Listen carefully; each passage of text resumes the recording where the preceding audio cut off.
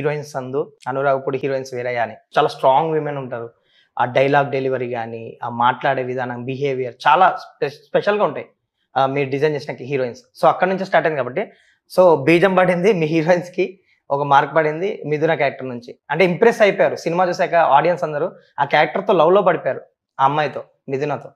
మిథున character designing కి దాని గురించి చెప్పండి. ఇప్పటికీ ఎప్పటికీ నాకు ఆల్ టైమ్ ఫేవరెట్ క్యారెక్టరైజేషన్ ఏదో ఉందంటే మిస్సమ్మలో సావిత్రి గారిది. నేను ఎన్నిసార్లు చూసినా నాకే తెలియదు ఆ సినిమా. నేను సంహౌ రైటింగ్ స్టైల్లోనే నేను సావిత్రి గారిని మైండ్లో పెట్టుకుని రాసాను. ఇది అందాల రాక్షసులో మిథున. అండ్ దాని తర్వాత నాకు విపరీతంగా నచ్చిన క్యారెక్టరైజేషన్ మౌన్ రాగంలో రేవతి గారిది. ఓకే, అంటే కొంచెం స్ట్రెంత్ కనిపిస్తుంది. నెక్స్ట్ గీతాంజలిలో గిరిజ గారిది. సో సమ్వేర్ ఓకే ఇది నా లైకింగ్ ప్యాటర్న్ అని చెప్పి నాకు అర్థమైంది. ఓకే, అంటే ఇప్పుడు మన మైండ్లో మనకి నచ్చే ఒక ఆహార్యం ఉంటుంది. ఇప్పుడు ఒక ప్లేస్కి వెళ్తే ఒక ప్లేస్ అని ఇప్పుడు తిరుపతి అనగానే మీకు వెంకటేశ్వర స్వామి గుర్తురావచ్చు, కొంతమందికి ఇంకొకటి గుర్తురావచ్చు. ఇప్పుడు గోవా అనగానే ఒకటి గుర్తొస్తుంది, బీచ్ గుర్తొస్తుంది ఒకరికి. నాకు గోవా అనగానే నేను స్టే చేసిన ఒక పాత ఇల్లు ఉంటుంది ఒకటి నేను వెళ్ళినప్పుడు. దాని ముందర ఒక కొబ్బరి చెట్టు, దాని మీద ఒక చిన్న గూడు ఉండేది, నాకు అది గుర్తొస్తుంది గోవా అనగానే. అట్లా ఒక్కొక్కళ్ళకి ఒక్కొక్క ఇది ఉంటుంది. నాకు ఒక ఐడియల్గా ఒక ఆహార్యం గుర్తొచ్చేది ఇలాంటి ఒక పర్సనాలిటీ అయితే నేను అడ్మైర్ చేస్తాను. ఓకే, సో అది ఉండటం వల్ల ఆ క్వాలిటీ దాంట్లోకి అలా ఫ్లో అయిపోయింది. అండ్ ఇంకోటి స్ట్రెంగ్త్ ఆఫ్ హ్యూమన్ క్యారెక్టర్ అనేది చాలా ఇంపార్టెంట్ ఒక లవ్ స్టోరీకి. అమ్మాయి క్యారెక్టర్లో స్ట్రెంగ్త్ లేదంటే అసలు ఆ స్టోరీకి వాల్యూ ఉండదు. ఇంకా మీ సినిమాలో మైథాలజికల్ టచ్ కనిపిస్తుంది ఎక్కడొకక్కడ, ఈ సినిమాలో కూడా ఉంటుంది. అది రాముడు అయోధ్యలో లేడరా అని సంథింగ్ లైన్ కూడా ఉంటుంది. ఏంటి అది కనెక్షన్ మైథాలజికల్ టచ్? అంటే నేను బేసిక్గా ఐ ట్రై ఆల్వేస్ ఎప్పుడన్నా నేను, ఎందుకంటే సినిమాకున్న నాకు ఇష్టం బాగా పర్టికులర్లీ శ్రీరాముడి పర్సనాలిటీ అన్న, కృష్ణుడి ఆరా అన్న, ఇవన్నీ నాకు చాలా ఇష్టమైనవి. బేసిక్గా నేను I try to bring somewhere, అది పాటలోనో మాటలోనో లేకపోతే క్యారెక్టర్ ఆర్క్లోనో ఎక్కడో ఒకటి తేడాన్ని డెఫినెట్గా ట్రై చేస్తాను. అది 100 that I feel like that's my signature. నాకు ఇష్టం బేసిక్గా, నా పర్సనల్ చాయిస్ అది ఆల్టుగెదర్. సో అన్నిట్లో పెట్టలేదు, ఉంటుంది ఎక్కడో ఒకటి అవసరమైన చోట నేను తీసుకొస్తాను. ఇప్పుడు అది తీసుకొస్తే ఇప్పుడు దాంట్లో ఏంటంటే ఏంట్రా ఇంత అర్ధరాత్రి పిలిచేవని చెప్పి స్టార్ట్ అవుతుంది అందాల రాక్షసుల సీన్. ఒకడిని చంపాలరా అంటాడు. అంటే ఒక సెకండ్లో తను ఎవరిని అని అడుగుతాడు. ఇదేంట్రా ఇలా అడగగానే అలా నువ్వు ఎవరిని అడిగేస్తున్నావు 3 నిమిషాలు, నాకు ఈ డెసిషన్ తీసుకోవడానికి ఒక 3 రోజులు పట్టింది అని అడుగుతాడు ఫస్ట్. అంటే చంపడం అంత తేలిక అని అడుగుతాడు ఎవరు ఫాదర్ గారు. అంటే తినేం బ్యాడ్ ఫీల్ కాదు, బట్ కొడుకు కోసం ఇంతకు మించి వేరే దారలేదేమో. సూర్య చచ్చిపోయాడు అనుకున్నాడు, బతికున్నాడు అని తెలిసిన తర్వాత ఓవరాల్ వాళ్ళ కొడుకు లైఫ్లో డిస్టర్బెన్స్ వచ్చింది. సో ఇప్పుడు ఒకటే సొల్యూషన్ ఉంది ఏంటంటే సూర్యని ఎరేజ్ చేసేయాలి స్టోరీ వరల్డ్ నుంచి. ఓకే అన్న డెసిషన్ తీసుకున్నాడు. తీసుకున్న తర్వాత వాళ్ళ ఫ్రెండ్ ఒకరిని పిలిచాడు. పిలిస్తే ఆ నైట్ ఆ డిస్కషన్లో సెల్లార్లో జరుగుతుంది. సో ఏంట్రా నాకు 3 రోజులు పట్టింది నిర్ణయం తీసుకోవడానికి, నువ్వేంటి విన్నా ఒక్క నిమిషంలోనే చంపేద్దాం అన్నావు, అంత తేలిక అని అడుగుతాడు. అంటే అప్పుడు తను ఏమంటాడు, చెట్టు చాటు నుంచి వాలిని చంపిన రాముడు నరకానికి వెళ్ళినట్టు నేను ఎక్కడ వినలేదు అంటాడు. అవును, అంటే తప్పు లేదు అని చెప్తున్నాడు తను. ఓకే, ఎవరు అవతలాడు. అంటే మరి చచ్చేవాడే రాముడు అయితే, అంటే ఆడు అంత మంచివాడే, ఐ నో దట్. అవును, అంటే ఇప్పుడు సూర్యాన్ని కూడా శ్రీరాముడితోటే పోలుస్తున్నాడు తను, అంటే ఈజ్ గుడ్, ఈక్వల్లీ గుడ్ అని.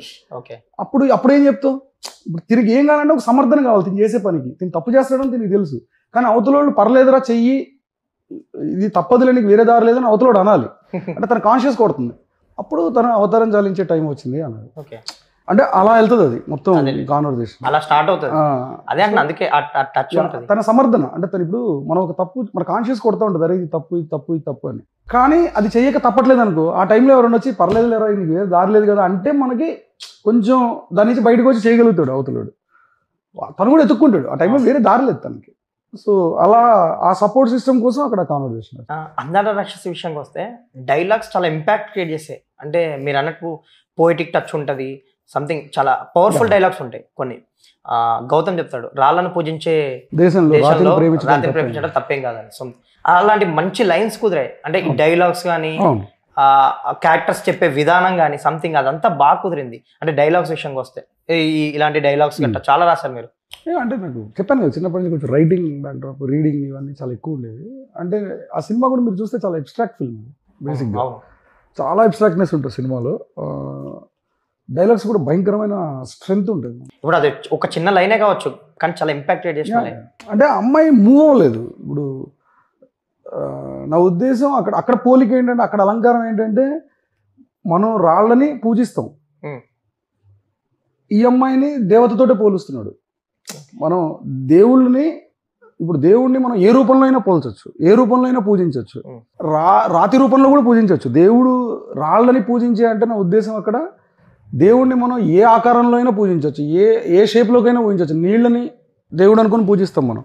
ఇప్పుడు దాని ఏమంటారు, మంచి పనులు చేస్తే మనుషుల్ని దేవుడు అనుకుంటాం. సో అలాగా రాళ్ళని పూజించే దేశంలో రాతిని ప్రేమించడం పెద్ద తప్పేం కాదు. ఆ సందర్భంలో కూడా అంత హార్డ్ సిచ్యువేషన్స్ ఇస్తుంది ఆ అమ్మాయి దీని లైఫ్లో, రాహుల్కి అంటే గౌతమ్ క్యారెక్టర్కి. బట్ స్టిల్ తన అమ్మాయిని దేవతతోటే పోలుస్తున్నాడు. అండ్ ఇలాంటి ఇంపాక్ట్ డైలాగ్స్తో పాటు ఫన్నీ డైలాగ్స్ కూడా ఉంటాయి. మిథున చెప్పే డైలాగ్స్ కానీ, నాకు త్వరగా పెళ్లి చేసేయండి. సో అది చాలా రీల్స్ లో గట్ట చిన్న చిన్న పిల్లలు చేస్తుంటే మీరు చూస్తుంటారు. ఇప్పుడు జనరేషన్ అంతా బాగా అడాప్ట్ చేసుకుంది ఆ డైలాగ్. సో అది ఎలాగా వచ్చింది ఆ డైలాగ్? డిజైన్ అండి. అంటే ఇప్పుడు అమ్మాయికి పెద్ద ఎడ్యుకేషన్ పెద్ద రాదు, చదవదు ఆ సినిమా. అంటే పెద్ద ఈసారి తప్పేవా అన్న దగ్గర స్టార్ట్ అవుతుంది. అమ్మాయి పెద్ద ఎకడమిక్స్ స్ట్రాంగ్ ఏం కాదు సినిమాలో, ఏదో వెళ్తుంది, అందరు వెళ్ళినట్టు కాలేజ్కి వెళ్తుంది. సో ఆ టైంలో ఏంటంటే ఒకడు తన వెంట పడుతుంది, తను ప్రేమించడం అనేది ఎప్పుడైతే మొదలు పెట్టాడో ఈజ్ ఆంటింగ్. అందులో ఒక డ్రీమ్ సీక్వెన్స్ ఉంటుంది అమ్మాయిది, చాలా బాగుంటుంది, ఇంట్రెస్టింగ్ ఉంటుంది. అది విండో ఓపెన్ చేసేసరికి సన్ లాగా కనబడతాడు, సన్ను ఇది మిడ్ నైట్. నెక్స్ట్ ఇలా డోర్ ఓపెన్ చేసేసరికి బైక్ వేసుకొని ఇంట్లో తిరుగుతాడు. సో అంటే బేసిక్గా ఏంటంటే అమ్మాయి ఆలోచనల్లో అన్ని చోట్లకి ఎంటర్ అవుతున్నాడు అన్నది చెప్పడం కోసం అది క్రియేట్ చేసింది ఓవరాల్గా. అప్పుడు అమ్మాయి పొద్దున్న వాళ్ళ నాన్న లేచేసరికల్లా ఎదురుకుండా ఉంటుంది. సో నాకు త్వరగా పెళ్లి చేసేయండి నాన్న అనే సెన్స్ ఏంటంటే టు అవాయిడ్ సూర్య. ఓకే, సూర్యాన్ని అవాయిడ్ చేయడానికి అమ్మాయికి ఏంటి, అమ్మాయి ఎలా అవాయిడ్ అవుతుంది వాడి దగ్గర నుంచి. సో నాకు త్వరగా పెళ్లి చేసేయండి నాన్న అంటది. మీరు అన్నట్టు చదువుల గురించి కూడా చెప్తారు, పెద్ద ఏం లేదు, పైకి చదువులు అవ్వకుండా వల్ల అవట్లేదు, తొందరగా పెళ్లి చేసేయండి నాన్న అని అడుగుతుంది. అమ్మాయి లాస్ట్లోనే పైగా ఒంటరిగా నిద్ర కూడా పడట్లేదు అంటది. ఆ అమ్మాయి సెన్స్ ఏంటంటే ఈ టార్చర్ పెడుతున్నాడు అని థాట్స్లో. అది ఒక్కసారి అక్కడ ఉన్న అందరికీ వేరేలాగా కనెక్ట్ అవుతుంది. ఓకే, సో అది ఇంటెన్షన్ అక్కడ. సో ఇది మాకు తెలిసింది అంటే సినిమా చూసినందుకు. ఇంకా తెలియని ఏమైనా ఉన్నాయి ఇలాంటి డీటెయిలింగ్ బ్యాక్ స్టోరీస్ సంథింగ్ ఇంకేమైనా స్పెసిఫిక్ గా? ప్రతి షార్ట్కి ఒక కథ ఉంటుంది దాంట్లో. మీరు చూస్తే వెరీ అబ్స్ట్రాక్ట్ స్ట్రక్చర్లో వెళ్తూ ఉంటుంది, ఫ్రంట్ బ్యాక్ అంతా కూడా. షార్ట్ మేకింగ్ కూడా మీకు దాంట్లో ఒక స్టోరీ టెల్లింగ్ ఉంటుంది. అదే అనుకుంటున్నా, ఇప్పుడు ఒక షార్ట్ కూడా మాట్లాడినట్టే ఉంటుంది something. It speaks with you, డెఫినెట్గా కమ్యూనికేట్ చేస్తుంది. మీరు అన్నట్టు dialogues, music, camera, art work అన్ని బాగా కుదిరిన సినిమా ఇది. సో మీరు డే వన్నే అంటే ఇలా ఇదంతా పర్ఫెక్ట్గా కుదరాలి ఇదంతా అని అనుకున్నారు? అంటే ఎవ్రీ క్రాఫ్ట్ ది బెస్ట్ ఇవ్వాలి. అందులో అంతా డెబ్యూటెంట్స్ కదా. అదే ఎక్కువ మంది బంచ్ ఆఫ్ డెబ్యూటెంట్స్ వచ్చిన సినిమా ఇది. అందరూ ఇంక్లూడింగ్ లిరిసిస్ట్ దగ్గరికి అసిస్టెంట్ డైరెక్టర్ కూడా కొత్త వాళ్ళు. అంతమంది డెబ్యూటెంట్ ని ఇప్పుడు మీరు లైక్ ఈ టైంలో ప్రొడ్యూసింగ్ కానీ అదంతా ముందు ఎవరైనా ఉండి తర్వాత మారడం అలా ఏం జరిగిందా ఈ సినిమాకి? సుధీర్ చెప్పా కదా, సుధీర్తో స్టార్ట్ చేశాను నేను. తర్వాత సాయి గారు జాయిన్ అయ్యారు. అంటే ఆ క్రైమ్ తర్వాత సుధీర్ గారు ఉన్నారు దీంతోనే.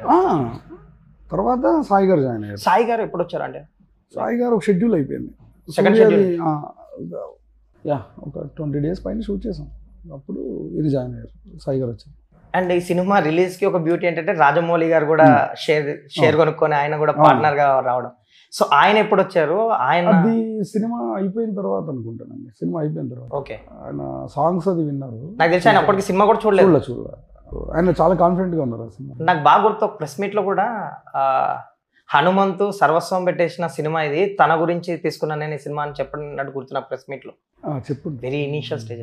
సో ఆ టైంలో ఆయన అలా చెప్పి ఒక సపోర్ట్ ఇచ్చి, ఆయన ఇంకా అప్పటికి సినిమా కూడా చూడలేదు. అవును, సో ఆ సపోర్ట్ గురించి అది డెఫినెట్ గా ఇండెప్టెడ్ కదండి. ఒక బ్రాండ్ వాల్యూ వచ్చింది ఆ టైంలో. గొప్ప వ్యక్తి. అప్పుడే ఈగ సినిమా లేదు, one of finest film ever made. ఈగ అనేది అంత కాంప్లెక్స్ స్టోరీ, అంత కాంప్లికేటెడ్ ఫిల్మ్, అసలు ఊహించడం తీయటమే. ఈగా ఉన్న ఇది చాలా ప్యారలల్ గా అవుతున్నాయి. దానికి సాయి గారు అది కొంచెం జస్ట్ ఒక 2 months ముందర రిలీజ్ అయినట్టుంది.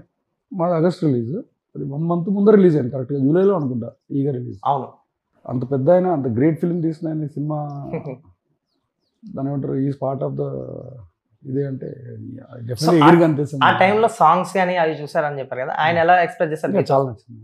ఓకే, పర్టికులర్ మనసు పలికి నేనే చూపించినట్టున్నాను ఆయనకి. ఇక్కడ అప్పుడు ఈగ షూటింగ్ జరుగుతుంది, మనసు పలికే సాంగ్. అది నా ఫస్ట్ సాంగ్ నేను తీసింది, మౌంటేజ్ సాంగ్.